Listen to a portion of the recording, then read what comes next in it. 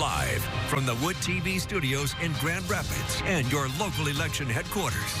This is night one of Debate Week in Michigan, Democratic Senate primary. Good evening. I'm Rick Albin, your moderator for tonight's debate, along with Amber Crisco, who will be here with viewer questions. Candidates, welcome to you and welcome to viewers across the state watching here on WOOD TV, our sister station, WLNS in Lansing, and partners in Detroit, Marquette, Alpena, Traverse City, and Flint. This truly is Debate Week in Michigan. Here's a quick review of the rules. Each question goes to each candidate for a 60-second response in an order determined by a drawing earlier in this process. A 30-second rebuttal will follow after each candidate has given their initial response. The only possible change to that would be for the final question. Depending on how much time is left in the program, we may eliminate the rebuttal or adjust the length of time to answer the question. There is no opening statement. There will be a 60-second closing. It is time for our first question in Debate Week in Michigan. Again, welcome to both of you. The first question will go to you, sir. The number one issue facing people from coast to coast and right here in Michigan is no surprise. It's inflation, it's affordability. Everything costs too much. You can't fix it all. But if you're elected to the U.S. Senate, tell me one proactive thing you would do to make Michiganders' lives more affordable. 60 seconds, sir.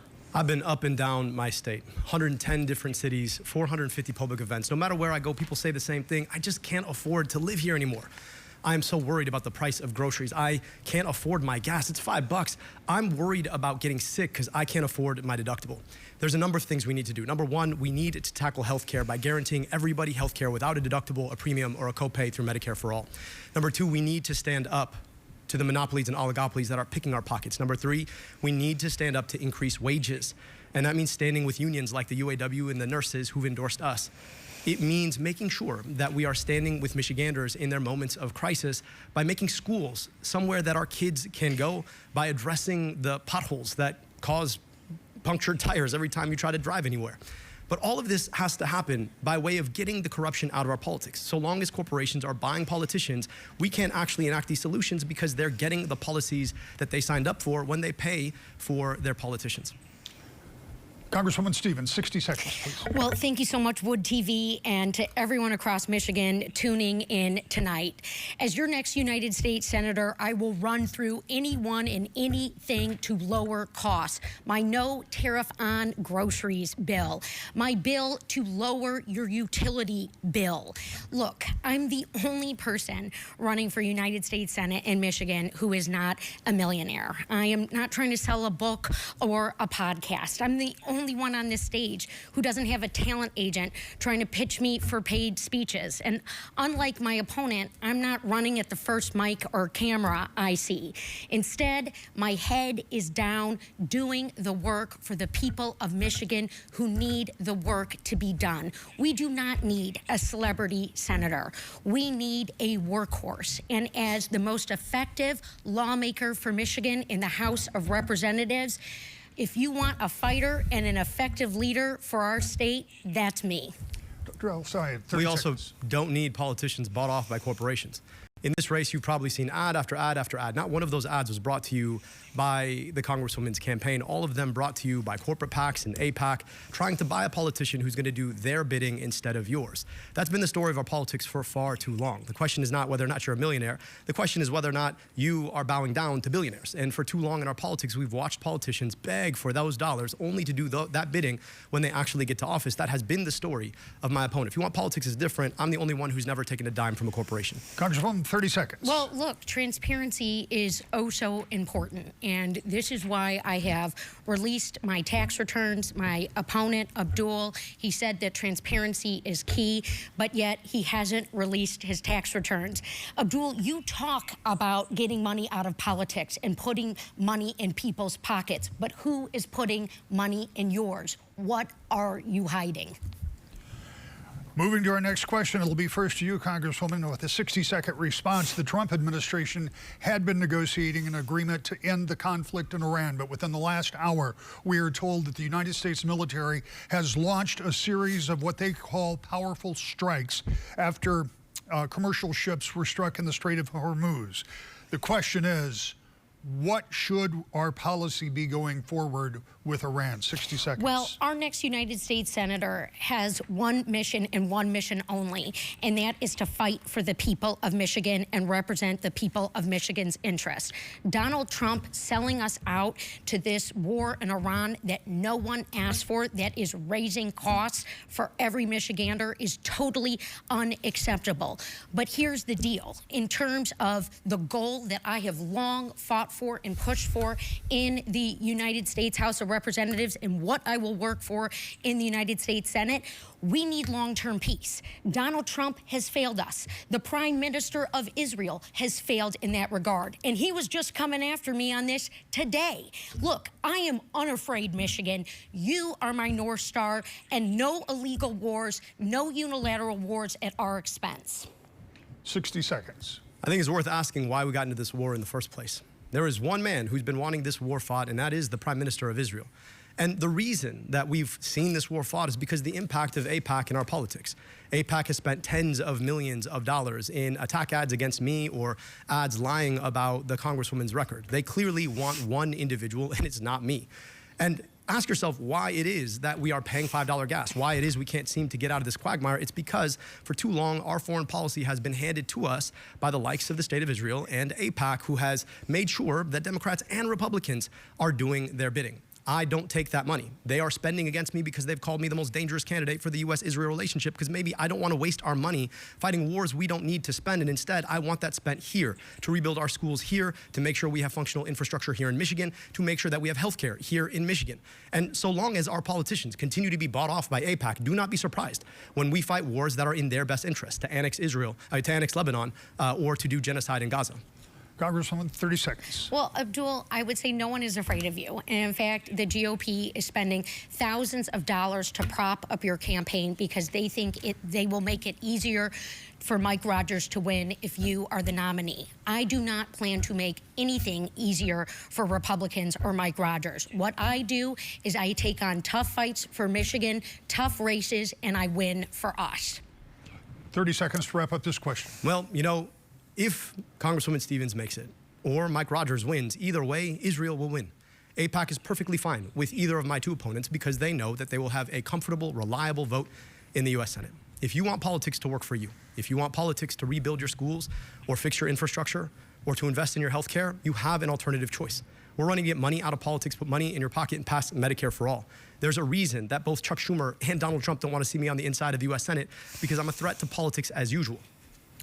Moving on, but staying in the Middle East, despite a ceasefire, the humanitarian crisis in Gaza continues, and Israel maintains that eliminating Hamas remains essential to its security. What, if any, is the role of the United States in trying to resolve this long-standing impasse? 60 seconds, sir. Well, I'll tell you this. For a long time, every president has said that they believe in a two-state solution. The problem, of course, is that our policy has been to subsidize the Israeli military to the tune of billions of your tax dollars every single year. And their goal is to foreclose on the possibility of a Palestinian state. I believe in international law. I believe we have to hold every country to international law, which means to me that we need to stop funding the Israeli military in unilateral blank checks. That also includes Egypt, that includes Saudi Arabia. I also believe that we cannot continue to sell weapons to a country that is doing human rights abuses, genocide, and apartheid. I also believe that we need to stop running cover for what has become a rogue state that is now trying to annex southern Lebanon. And I also believe that your money needs to be spent here, because at the end of the day, the ultimate losers are you and me, the taxpayers who paid that money to provide good infrastructure, build schools, provide health care for our own kids, not to watch it get sent to buy bombs and tanks that end up annihilating other people and their children. Congresswoman, 60 seconds. The goal has to be long-term peace, and this is what I have long worked for. I stood alongside families who had relatives taken hostage by Hamas, and I called for a permanent ceasefire. The difference between my opponent and myself on this issue is that I believe in a two-state solution. I can say that Israel has a right to peacefully exist alongside the people of Palestine and in Gaza. It is very clear that Mr. Netanyahu has not made us safer, has not brought us closer to peace, and he's endangered Jews here in America and around the world. This is why he was just trashing me today on CNN. I am not afraid of bullies. I am not afraid to stand up, and I continue to stand up for humanitarian aid, for the U.S. to work with the countries in the region and get aid into Gaza. 30 seconds. Look, I believe in equal rights to peace, dignity, and self-determination for Palestinians and Jewish Israelis alike. But the question I think the Congresswoman needs to answer is, why has she allowed $40 million of outside spending, the bulk of it coming from AIPAC, to come into this race? I don't think Benjamin Netanyahu is attacking her to actually attack her. I think he's attacking her to try and steer away the stink of how staunchly she stands for their policy. So let's take that opportunity. Explain what you've given away for AIPAC support in this race. 30 seconds to wrap up. No one owns my vote, and no one owns my policies. Anyone who is contributing to my Senate campaign is doing so because of my proven record of fighting for Michigan. What I did when I served as chief of staff on the U.S. Auto Rescue, saving 200,000 Michigan jobs, and what I have done to get the CHIPS and Science Act passed and signed into law. What my opponent needs to answer is, why is the GOP spending thousands of dollars to prop up his campaign, saying that he will make Mike Rogers the next U.S. Senator? All right, we're going to move on. As I told you before we started, we have a lot of viewer questions. Amber Kriska is my colleague, and she will be presenting those. You'll be able to see them there. You'll be able to hear them in the studio. If for any reason they are not clear, let me know, and I will repeat them. Here is Amber with our first viewer question. A lot of questions on this next topic, bipartisanship. This is from Mark Newman. In the spirit of bipartisanship, talk specifically about how you will reach across the aisle. Name a particular project that you will champion that will require working with the opposing party. Congresswoman, 60 seconds. Well, I don't have to just talk about what I would do. I can certainly talk about what I have done in terms of passing bipartisan legislation like the CHIPS and Science Act. But to answer our viewer's question very specifically, I have a plan to lessen Michigan and the United States' dependence on China, to lower cost and to create those good manufacturing jobs. That is day one legislation for me in the United States Senate. And look, there is a reason why the Center for Effective Lawmaking recognized me as the most effective lawmaker for Michigan in the Congress, because I fight for us, I win for us. Debbie Stabenow has endorsed my campaign. Our Attorney General Dana Nessel has endorsed me for United States Senate because of their fight for Michigan and their results for Michigan, and them seeing the same in me. And so, yes, when we talk about manufacturing, when I bring in my supply chain bill to the floor, I feel really excited about getting other colleagues on the Republican side to join me. Thank you. Move on. Dr. El-Sayed, 60 seconds. I'm proud to have been endorsed by the UAW. And the reason that they've endorsed me is because they understand that I am a fighter for working people. I can tell you that there is bipartisan support already to blow up the USMCA, which has been a cancer on our manufacturing industry in Michigan and the industrial Midwest in general. That is a bill, of course, that my colleague actually voted for. And I think there's bipartisan consensus that that has been a danger. We have an opportunity to rethink trade policy to make sure that we're protecting good union jobs in this state and in this country. And I think that means rethinking how we do tariffs. Now, Donald Trump's version of tariffs is like chemotherapy, but you give the patient all the chemo at the same time. I think there's an opportunity where you pace it out. You think critically about how you protect critical budding manufacturing industry, and that you are transparent with your trading partners about how you do this in an effort to build long-term sustainable manufacturing jobs. I've heard a lot from Republicans saying that they want to bring manufacturing jobs back. Let's roll up our sleeves, work together to get that done.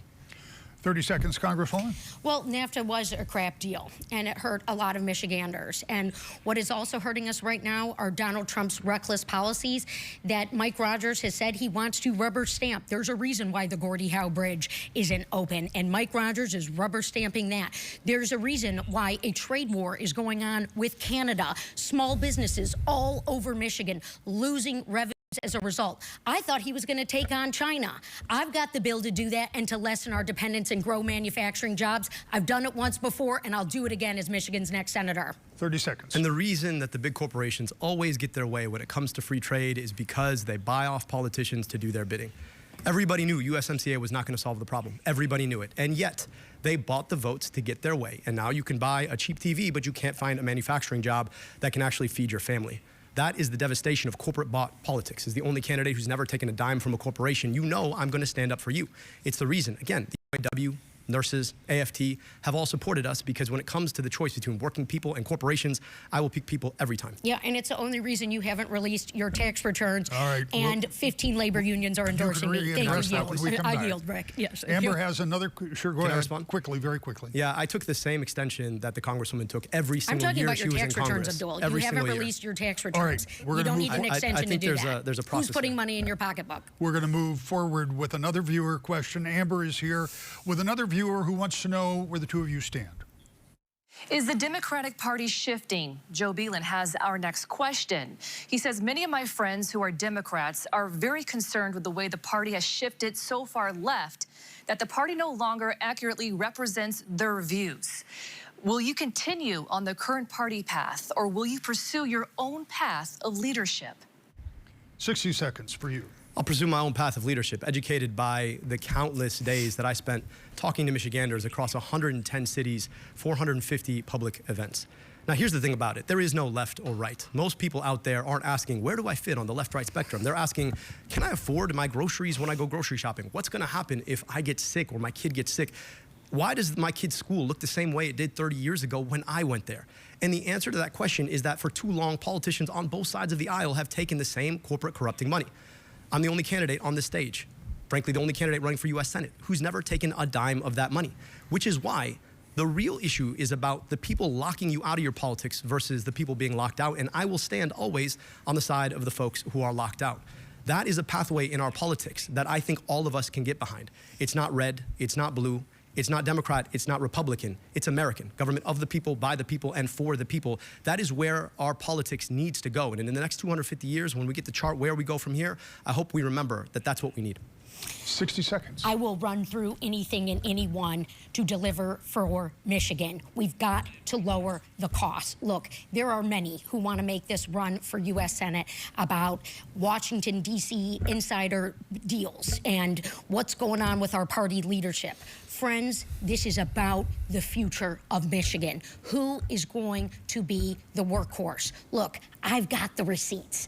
I have passed big pieces of legislation. I passed my first bill to secure STEM grants for our K through 12 schools in my first year in Congress. I am ready to hit the ground for our schools, for our educators, and to stand up to the corruption and the abuse of power that we see coming down from Donald Trump. If you want to stop Trump, I'm your gal. The question was about the direction of the party. Is it shifting? Well, I'll tell you this. Seconds. It won't shift if we continue to elect leaders who take money from the same corporations who have broken with the interests of the American public. Chuck Schumer desperately wants one of us to be the next senator, and it's not me.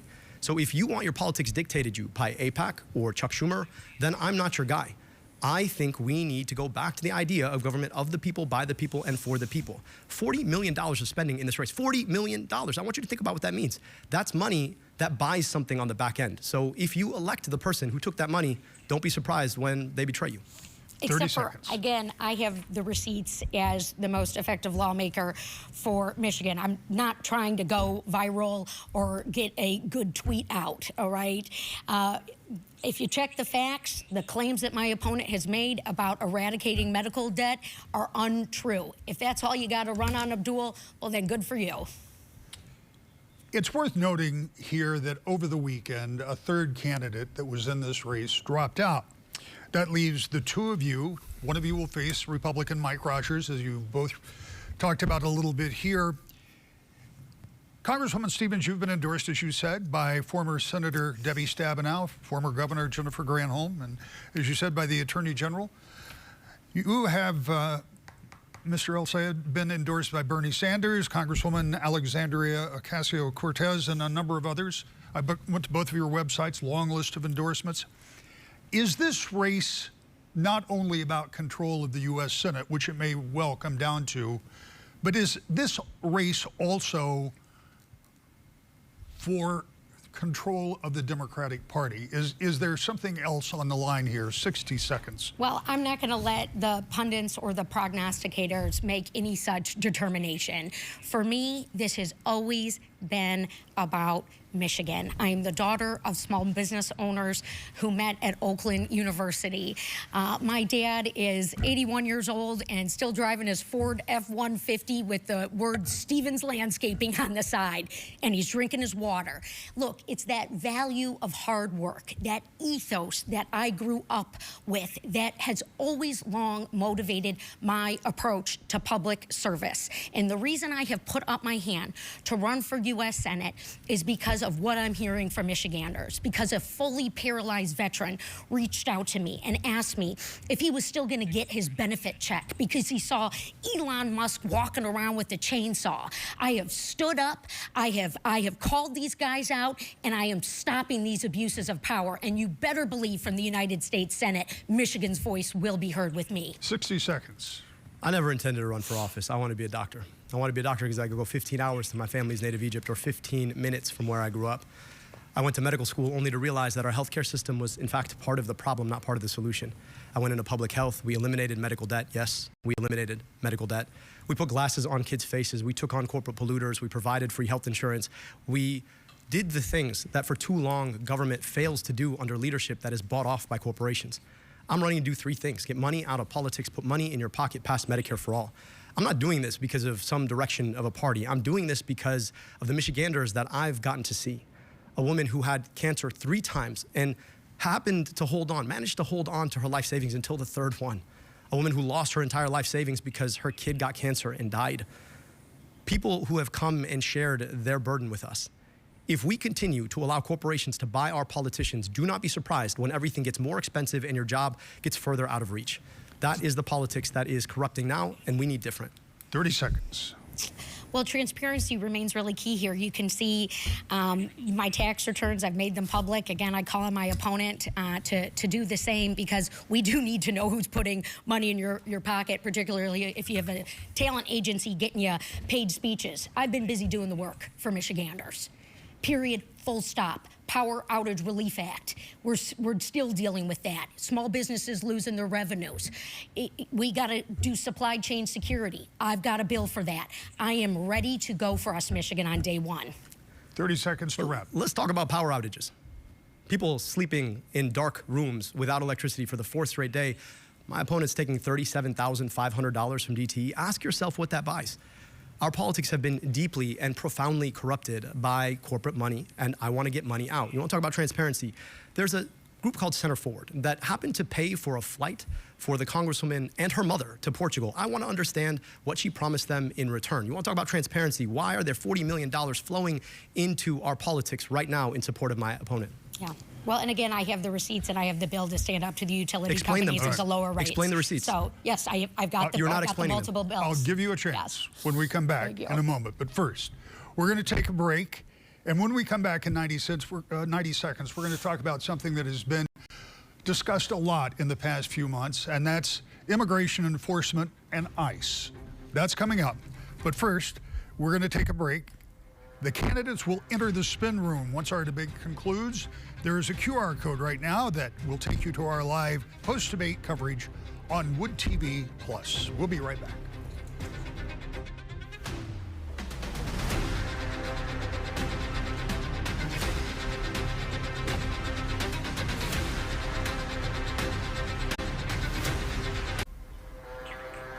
Welcome back to Debate Week in Michigan. We are happy to have both of the Democratic candidates for the United States Senate are here in the studio with me, and I want you both to have an opportunity to address things that have been coming up during the course of this time. So what I'm going to do in a couple of minutes is I'm going to set some time aside, and you can both address those grievances. But for now, I want to continue with the questions that we have. Many people have been critical of Immigration Customs Enforcement, ICE, in the past months regarding their methods, their detention facilities. Both of you on some level have had some questions, problems with and about ICE. If not ICE, how could we deal with the estimated millions of people in this country that didn't come through the proper channels, that we don't necessarily know who they are or where they are. I'm going to start with you, Dr. El-Sayed. With 60 seconds, what do we do with that situation? So I just want to be clear. I went to Minneapolis at the height of Project Metro Surge. I watched as our government laid siege to a city in our own country. It was awful to see. ICE is not about immigration. ICE is not about the southern border. I was on nearly the northern border. ICE is about normalizing paramilitary force on our streets. I've been clear that you can't reform ICE, you can't retrain ICE, you have to abolish ICE. Now, that's not to say that we can't secure our border. That's not even to say that we can't actually enforce our immigration policy. That is to say that we shouldn't do it at the edge of destroying our Constitution itself. ICE is a new agency. It is younger than I am. We have done this in the past in a way that respects the basic rule of law. And if we're serious about actually having a pathway in this country to a humane, thoughtful, common sense immigration system, we've got to invest in the court infrastructure that offers a pathway to citizenship for people who built a life here, and lived here peaceably, and contributed to our society. I think that's the responsibility we need to go to while keeping our southern border safe and secure. What would we do about ICE in 60 seconds? Yeah, well, before I jump to the bipartisan border security bill that I do support, it must be said very clearly that Donald Trump's ICE is completely out of control, and it is an abuse of power. ICE agents from top to bottom that have committed crimes have to be held accountable, and I've got the legislation to do it. I called on Kristi Noem to go. She was removed, but no reforms took place. They took $70 billion of our taxpayer money into an ICE slush fund. This has been a failure. A temple in my district was blown up. It wasn't ICE that stood up. It was state and local law enforcement. That money needs to be redirected to those law enforcement agencies that are responsible for our safety and security. Donald Trump has abused his power. He has failed the American people, and we need change. 30 seconds for you. Look, I appreciate the change of tone on ICE. I mean, my colleague voted to thank ICE and increase their budget, and also took money from people who run ICE contracts. That, to me, seems very different than what we're hearing now. I've been deeply clear. I don't take money from corporations. I don't take money from ICE contractors, which is why I can say with a clear voice, we need to abolish ICE. I think we need clarity about where folks' money comes from and what trades they make on the policy on the back end to bob and weave on these issues when these are issues of life and death. 30 seconds to wrap this. Well, it's really unfortunate yet again to see my opponent pursuing Republican tactics. There was a bill on the House floor to condemn an anti-Semitic terrorist attack that in Boulder, Colorado, that killed an individual and injured a Holocaust survivor. Instead of bringing us together, Republicans put in a cynical point about thanking ICE. I am always going to stand up to violence, and I just wish my opponent wouldn't pursue the cynical approaches of Republicans when we do need to be united. Amber's back with us with yet another viewer question. Let's do this question, and then we're going to come back to some of this in just a moment. Let's do the question. Childcare is one of the biggest expenses for the average Michigan family. Jacob Exline, who is an early childhood educator, wants to know, what would your plan be to make childcare more affordable for families as a U.S. Senator? Congresswoman, yes. 60 seconds. I have long championed affordable child care here in Michigan and across this country. And in fact, I was on the phone with the daycare centers and the families when COVID hit, fighting to secure dollars to make sure that daycare centers and the people who work in them stay open and employed. Look, the costs continue to go up. The way in which we can lower daycare costs are through the expansion of CDBG funding and grants that match what our great governor here in Michigan did. I actually went to a daycare center with her in Troy, Michigan to celebrate some of the programs that she put into place. And the other deal that we need is we need paid family leave. I'm a champion for paid family leave. We need to secure the ability for new mothers and fathers to have that precious time with their newborns. That's another critical step. I've got the record. 60 seconds, sir. I'm a father of 2 daughters, and the child care for our youngest, who's 3 years old, is one of the most expensive items on our entire budget. It is insane how much people have to pay. And for a lot of folks, this has become a gender justice issue. It's forcing people out of the workforce, predominantly women, and it's holding them behind from lucrative opportunities that they can use to advance their family in the first place. I think we need to make childcare free. 100% free. Now, how do we pay for that? We pay for that by taxing billionaires their wealth.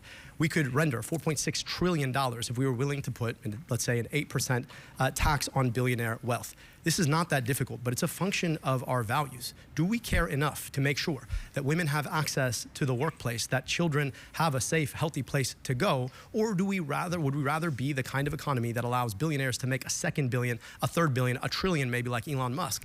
That is the question we need to answer. And ultimately, so long as we allow billionaires and corporations to buy politicians, we're going to get the wrong answer. 30 seconds. This Senate seat is considered a toss-up for November, a 50-50 chance that it will go Democrat or Republican. The one thing that I do is I win tough races. I flipped a congressional seat that was long held by a Republican, blue, in 2018, and I held it when Donald Trump was on the ballot. Living my values, living the values to make change and improve people's lives. Mike Rogers, he's not going to do a thing to impact child care and make it more affordable for families. 30 seconds. Look, if you want somebody who's electable, the last 3 polls in a row show that I'm the most electable Democrat in November. Why? Because you got to actually fight for something. It's not enough to offer people 2 options that kind of look the same on the issues that matter the most. If you're taking money from corporations, the same corporations, Democrat or Republican, how different are things really going to be? I'm offering an opportunity to actually invest in what we want to fight for healthcare that is guaranteed, for an economy that works for working people, for finally getting corporate money out of our politics. Well, with all due respect to Abdul, I think he looks a lot like more like Mike Rogers than I do. All right. So we have apparently scratched the surface on a couple of differences between the two of you. And this is not scripted, and this is not something that's planned, and the people in the control room are about to pull their hair out. But I want to give you 30 seconds, and I want to give you 30 seconds to pursue whatever this is that's going on here. Obviously, you've got a question about some of the money in her campaign. You've got a question about some of the money in his pocket. Yeah. 30 seconds, go. Well, look, my opponent wants to make this race about lies and attacking my integrity and the work that I've done for the people of Michigan. Look, I was the person from Michigan on the team working on President Obama's auto rescue. I have a proven track record that I am proud of fighting for this state, standing up to special interests, and I have 15 labor unions standing alongside me in this fight, and some other proven individuals as well. So can we stop the lies, and can we get the transparency out that my opponents long talked about? I'd love to stop the lies that are being told on TV by organizations like the Center for Democratic Priorities, which, by the way, didn't exist until it started to run ads for my opponent. Like the United Democratic Progressives, which, by the way, is a front for AIPAC. Like Center Forward, which bought airline tickets for my opponent, for her mother and herself, to go to Portugal. I don't know what they talked about. I don't know what they did. So if we want to talk about lies, I think it's really important for us to understand who's paying for them and what was said on the back end to allow them to be told. Because $40 million, it doesn't come for free. So is the GOP... I'm glad we got that all cleared up. So we're going to get back to these questions. I want to talk about data centers for a minute. I'm going to give you a premise. You can agree with it, you can disagree with it, but here's my premise. Data centers are going to be built somewhere no matter what happens in Michigan. So the question is, are we better off to have some of those centers here, or should they be actively opposed, as they have been by many citizens in meeting after meeting across the state? And it's first to you, sir. 60 seconds. Look, right now people are scared to death that there's going to be this gigantic data center put in their backyard so people like Mike Rogers can make gender-affirming videos about how buff they really are. I think we have to be serious about the fact that these pose real dangers, and the people who are pushing them are the richest, most powerful corporate CEOs in the history of our economy. And so we've put forward a terms of engagement. We want to make sure that if you want to put a data center anywhere, that it's going to meet the following terms: all union labor, no raising our utility rates, increasing our utility reliability, not touching our water, and then there has to be a community benefits agreement that's negotiated in good faith with all the money put up in escrow, and this has to be fully enforceable, including shutting down the data center. That has to be passed at the federal level. Now, here's the thing. Big AI has huge super PACs that guess who they're funding, not me, the other person on this stage. And so the question for us is, are we willing to actually do what it takes to protect people from these risks? Or are we going to let them roll us, just like corporations continue to roll our politicians over and over again? Congresswoman, 60 seconds. Yeah, well, look, the citizens need to be heard on innovation and data centers. And it is up to federal lawmakers to secure the tax code so that these gajillionaire enterprises are paying their fair share. It is unacceptable that rates would go up as a result. I want to force these data centers to pay the utility bills and to pay water bills for folks. And look, I also want to secure Michigan being on the forefront of innovation and manufacturing. I visited hundreds of manufacturing shop floors. They are using this technology. We want the jobs. We just can't afford to force the workers to pay for it. And look, yet again, my opponent takes jabs, except for he won't denounce the GOP when they are funding his operation and his candidacy, and now bragging about the false polls that they're putting out that he's going to be the best one to beat Mike Rogers. That's me. 30 seconds. I'm sure everybody out there thinks that Republicans really want me to win this race. Sure. The real question is, how much money has the AI industry spent in this race? And why are they spending it? And whose vote are they buying? And what does that mean for you? If you want a future where AI is fully unregulated, where we lose, what, 50% of our jobs, where a data center sits in your backyard, you have a choice. If you want someone who's going to stand up for the people against the corporations, you also have a choice. Notice, none of the answers actually speak to any of the points I'm making about the money that is being spent in these races to corrupt our politics. 30 because seconds. I have receipts, and the people who are watching this need to evaluate who is running for U.S. Senate, the chief lawmaking role in this country that has the record, that is not a show horse, that is not, I am not someone trying to go viral and shouting into a bullhorn about problems. I am delivering. That is not something my opponent can say. He's great at attacking, and he's great at covering up that his father-in-law is running his super PAC that's spending millions of dollars for him. All right. Going to move on to a question that you have both addressed, because these go together. And this one will go first to you, Congresswoman. We hear a lot about AI, artificial intelligence, hear about it every day. I doubt that most of us have a really good grasp of exactly what it is, what role it's going to play in our lives going forward, what role the government has in putting guardrails on technology that few fully understand, that could be a positive game changer that is evolving all of the time and is displacing workers already. We know that that's happening. So should the government jump in the business of regulating AI? 60 seconds. Yeah, and look, Abdul is lying. Again, he has a super PAC that is run by his father-in-law that has spent millions of dollars on his behalf, and the GOP is also spending money. It's good to know that his father-in-law isn't involved with AI. Here's the deal. I passed my first AI bill into law in 2020, all right, in my first term in Congress. I have supported resources to invest and protect in the privacy for consumers and to stand up for the little guy, particularly small businesses who need equitable investment, Black-owned businesses like ones I visit on the regular, who oftentimes are getting the short end of the stick, and they certainly are from Donald Trump.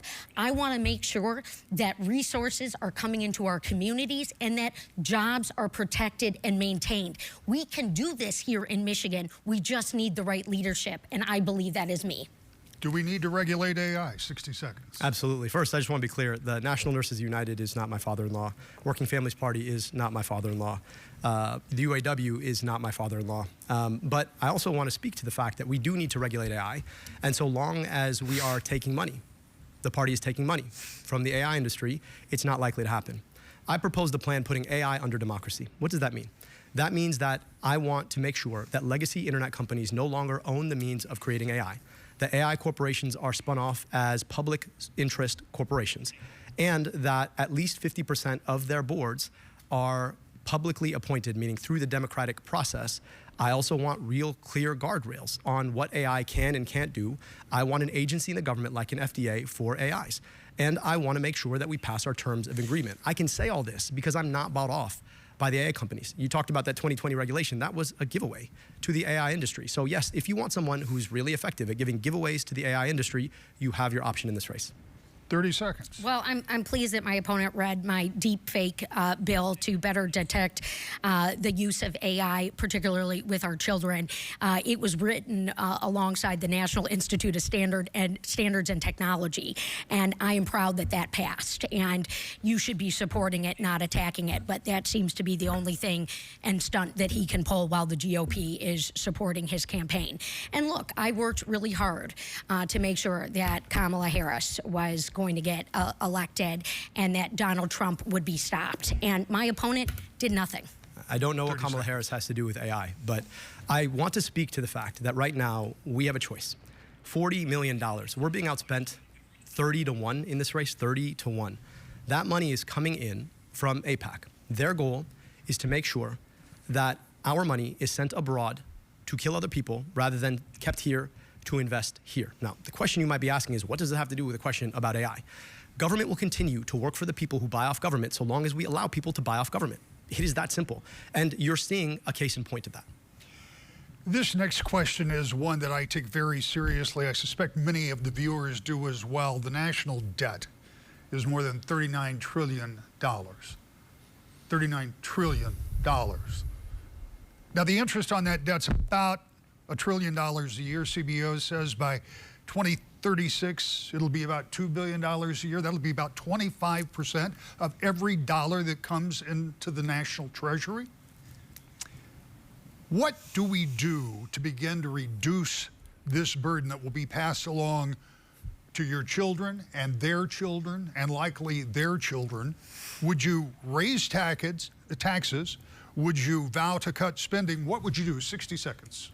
Look, as everyday Michiganders know, that a budget sheet is about money in and money out. And for a long time, folks on the conservative side want to tell us that it's all about money out. We're spending too much. But then they do two things. They cut taxes for the richest people in society, and then they cut things like healthcare. And guess what happens? They fight wars that we don't need to fight. So money out goes up, money in goes down, and we run up the national debt. And then Democrats show up, and we're trying to be effective stewards of the national debt. So here's what we need to do. We need to run the play in reverse. How about we end stupid wars we shouldn't be fighting at the behest of foreign governments? How about we start taxing billionaires their wealth so that we can return trillions of dollars to the economy?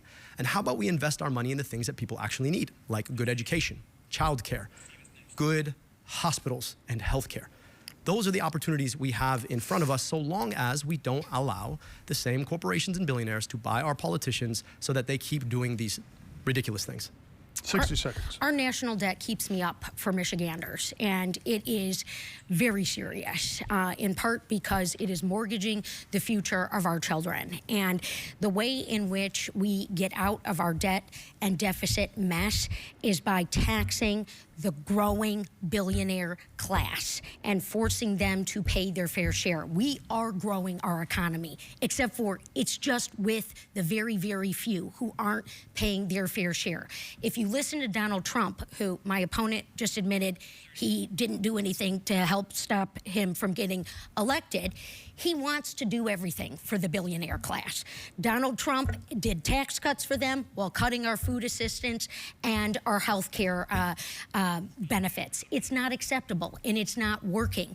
We can't look at the middle class here in Michigan and force them to keep paying. People can't pay their bills right now. People are underwater. I've had 2 working moms in the last day tell me that. It doesn't work. 30 seconds. Look, I just want to be clear. I endorsed Vice President Harris. I campaigned for Vice President Harris. I really wanted Vice President Harris to win this race. Now, ask yourself why we were where we were. Because for too long, our policy has been wrong on a number of critical issues. And it's been wrong because of the role of special interests in our politics. The same exact special interests who get their way when it comes to our tax system, the same exact special interests that have us fighting stupid wars we shouldn't be fighting, the same special interests who are funding my opponent. 30 seconds for you. Well, look, leadership is going to get us out of our debt and deficit mess. And as someone who has my finger on the pulse of the needs of the middle class here in Michigan, you and your family, and I have the receipts and the track record of standing up for you when it matters, when 200,000 Michigan jobs were on the line, when General Motors and Chrysler were going to go bankrupt, and I worked on that initiative to save your jobs and those jobs. Look, we can use tax dollars effectively without letting our country go bankrupt. Here's another question that Amber has for us, and this one kind of goes along with what we're talking about. Here's Amber. Social Security is a top issue for many Michiganders. This next question is from Mark Luxford. As a senior, Social Security is a very important issue to me.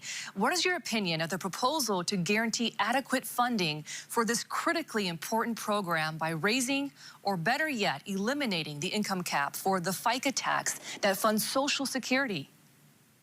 60 seconds, Congressman. Well, I fully endorse that proposal of eliminating the FICA cap and making sure that folks are paying their fair share. What is going on with Social Security right now is another example of how Donald Trump and the billionaire class believe that they can rob our Social Security trust fund and force the middle class to pay for the crisis that we are going to be in.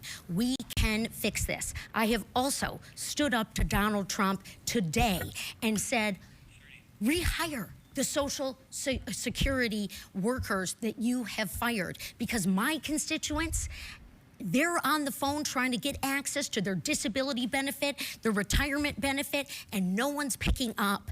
And again, these are programs that folks have paid into. I believe in it. Mike Rogers, Donald Trump, they're gonna sell us down the Potomac River. 60 seconds.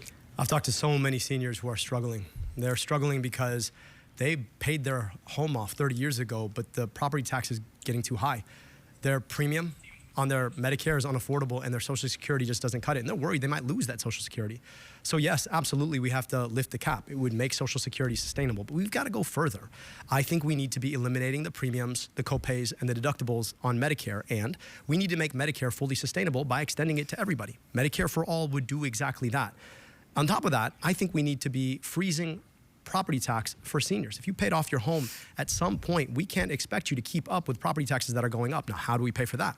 Well, again, if we tax billionaires their wealth, if we were to invest in the Department of Education so that we're paying centrally for public schools in an equitable way, there are a lot of opportunities for us to lift the burden off of seniors who've done their job. They've worked extra hard. They deserve a dignified retirement, and we've got to be thinking about how to offer them that.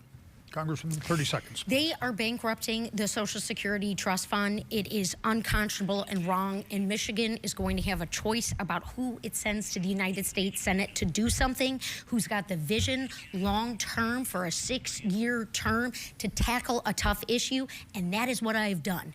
Over and over again, I have a plan for Social Security, a plan to be able to work across the aisle if need be, and most importantly, stand up to Donald Trump and Elon Musk in this moment.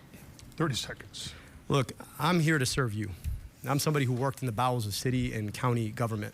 Those are the kind of jobs where you can't dodge tough issues. You got to show up Monday through Friday and Saturday and Sunday too. You've got to make sure people get the services that they need and deserve. And I know in places like DC, they look down on people who work in local government. But I also think that we need that viewpoint in the US Senate right now. We also need the viewpoint of a doctor, somebody who understands what it's like to make sure that you look people in the eye and deliver for them. And I think we haven't had that viewpoint, frankly, in a Democrat since 1969. I aim to offer that. This is going to be our final question. We're going to limit this answer to 45 seconds. There will be a rebuttal, but 45 seconds on the main question. The current economic tensions with China have created concerns that range from cheap electric vehicles being flooded into some international markets to military concerns over the buildup of China's armed forces and the dependence of our own military on Chinese goods and services.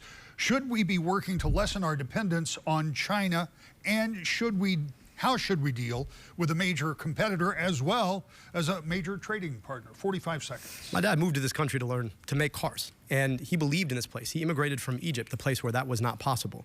And he chose to come here because this was a place where innovation, ingenuity, those were unleashed. We had the mighty UAW who was empowered to make the cars that my dad would design. The challenge, of course, is that corporatism has gotten in the way. I remember when my dad came home in 1996 and said, a company that's more interested in finance than it is in engineering is not going to be a car company very long. Fast forward, 2008, there we were. I think we need to make sure our corporations think long-term. I think we need to make sure that we are using trade as an effective way to empower and protect our manufacturing capacity. And then I think we need to unleash ingenuity by investing in research and development for the future. This needs to continue to be the most innovative place, and Donald Trump has sold that way far away. 45 seconds. Well, to every engineer watching tonight, I know how a CNC machine works and a robotic welder. I am Michigan's manufacturing geek, and nothing is motivating me more than standing up for our manufacturing sector and our jobs, and that means taking on China. Look, I've got the bill.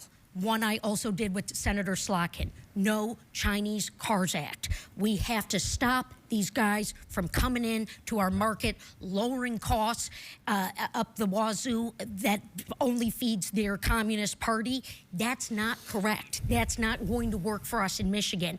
We can build affordable cars here in Michigan without having the Chinese come in and eat our lunch. Not on my watch. 30 seconds. There's a reason that the UAW has endorsed me in this race. And they endorsed me in this race because I understand that the biggest challenge we have right now, the thing that is throttling our ingenuity, is the fact that our corporations are a lot more interested in a quarterly bottom line than they are in the long-term sustainability of manufacturing. I think we need to think differently. That means standing up to Wall Street, not taking their money to run your campaigns. And at the end of the day, the reason I believe in money out of politics, then money in your pocket and Medicare for all, is because as long as we're taking money from those corporations, we are not going to regulate them. 30 seconds. Look, I have taken on Vladimir Putin when he stole my constituent, Paul Whelan, and held him in a Russian prison for 5.5 years. I am taking on China now and standing up for our jobs and not letting them flood our markets through the north or the south. Their technology cannot come in here. This is about our way of life in Michigan. This is squarely why I am running for U.S. Senate, to articulate this and defend it and protect it at the lawmaking table. Time to wrap up this debate, if you can believe it already. You've done a great job in keeping within your time frame. I'll ask you to stay at 60 seconds with closing statements, beginning with you. We just celebrated our 250th anniversary. I know what my life would have been without the opportunity to be born here. I saw that firsthand in summers in Egypt. I know what America can do for somebody. I also knew that 15 miles away, there were kids who never got that same opportunity. We have to build an America that can be what it was for me, for all of her kids. And that means we've got to take on the ways that corporate greed have gotten in the way. We need to stand with working people, stand with unions. We need to take on oligopolies and billionaires. We need to guarantee health care through Medicare for all. Across my time touring this state, town hall after town hall, you could be in a church in Detroit, you can be in a living room in Lansing, a VFW hall in Escanaba. People say the same things. It just shouldn't be this hard. Shouldn't be this hard to afford your groceries. Shouldn't be this hard to pay your rent. Shouldn't be this hard to see a doctor in the richest, most powerful country in the world. And that means we've got to build a movement of people to get money out of politics, put money in your pocket, and pass Medicare for all. I hope that you'll join us in building that movement. It's the many versus the money.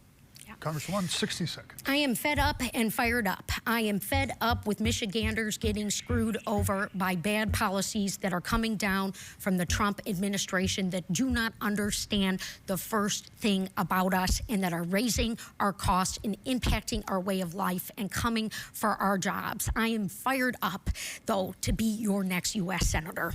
I am fired up to lead for us on day one and when it matters, and to be in this fight alongside you and your families.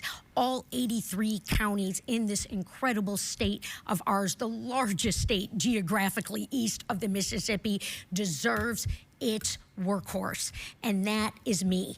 That is why I am on this campaign trail, listening to you, hearing you, and leading in that order. That is my ethos. That is why I am running. Let's go beat Mike Rogers, send him back to Florida a second time, and make sure that Michigan shines at the lawmaking table. Candidates, thank you both for being here. I know it takes a lot of time and effort to do it. I know you know how much I appreciate it. I just want to make sure I say it publicly to both of you. I want to thank Amber and all of my colleagues here at WOOD TV, our corporate staff who has been doing a great job and helping us from the get-go, to all of our partners around the state that are carrying this debate tonight. And particularly, I want to thank everybody who has just been here on the ground and helping us. A reminder to join us back here on Thursday night for a debate with the Republican candidates for governor. Good night from Grand Rapids. Thank you.